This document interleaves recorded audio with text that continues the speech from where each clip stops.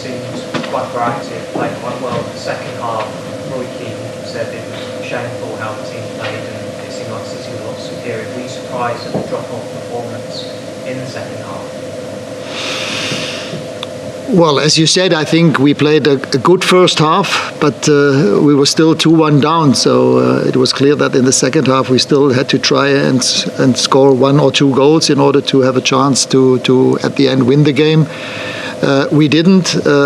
It was in the second half difficult for us to keep them away from our own goal, and so we then decided to bring on Marcus Rashford and Jesse Lingard, 2 offensive players.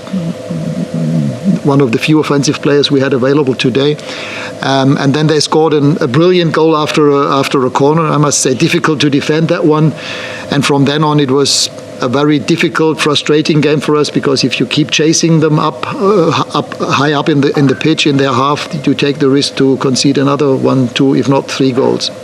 Simon, just shout.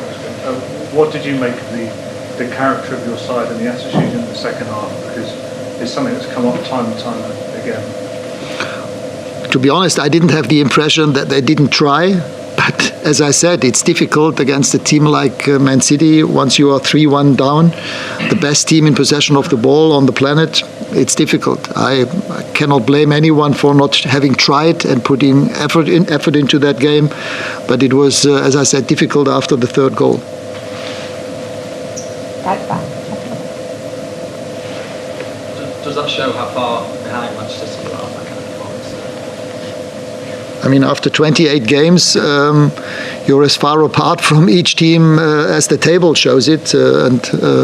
We knew that it was a difficult game to come up for us.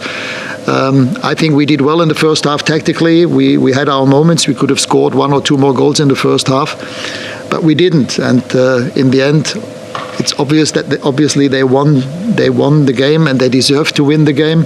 And for us, it's now to look ahead and make sure that we play 2 good home games against Tottenham and against Atletico, and hopefully win those 2 games. An unusual formation. Do you think we'll see that again?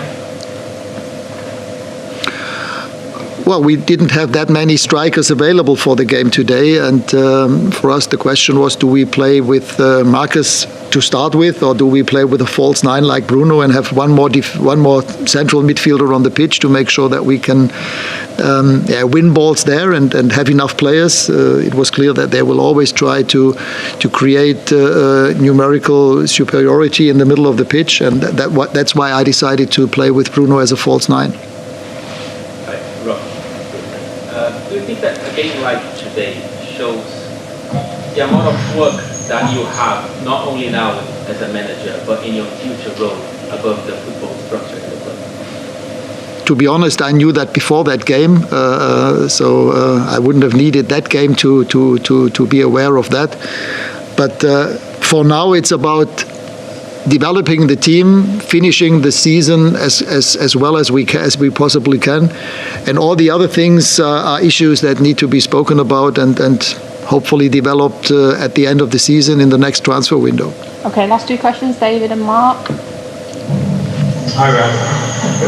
Do you think you have enough character in this team? Sorry. And you have players that are willing to fight for the team? Yes. Ralf, could you clear up Cristiano Ronaldo's absence? Can you explain? Sorry. Mike, you need to turn off. Can you just clear up any confusion over Cristiano Ronaldo's absence?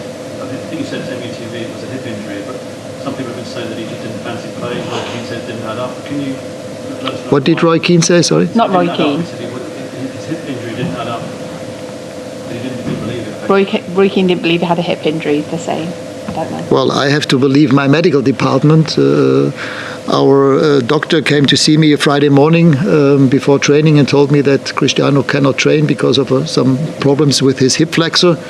And the same was true on Saturday, and that's why he couldn't be part of the squad. Okay, last question for Mark. How frustrating is it for you? That's the 6th game in a row he's missed. And you said before the game that he didn't feel like he could play. How frustrating is it when you have a player like that who could have made a difference today? What does it help if I tell you it's frustrating? It's just a fact. If players tell the doctor and the medical department that they're injured and cannot play, I have to accept it as a manager. I cannot force a player to play if he thinks he's not available because he has an injury. The fans are getting frustrated, but particularly with Cavani, it doesn't seem that he decides when he plays effectively, and I think that's what frustrates fans. Look, Eddie trained in the last 3 days. He trained well, but he still felt after those 3 training sessions yesterday afternoon that he's still not fit to play. This is a fact, and as a manager, I mean, I cannot force a player to play if he doesn't feel fit enough and well enough in order to play. Okay, Mark, last question. You said earlier on that you kind of knew what the job entailed, how difficult the job would be. Could you speak a little louder, sorry? You said when you arrived you knew how difficult the job would be. After this defeat, you're 22 points behind Man City. There has to be a sense of realism at the club. This will take time, maybe years to catch Man City. How far behind do you think United are to actually close the gap on Man City? 22 points.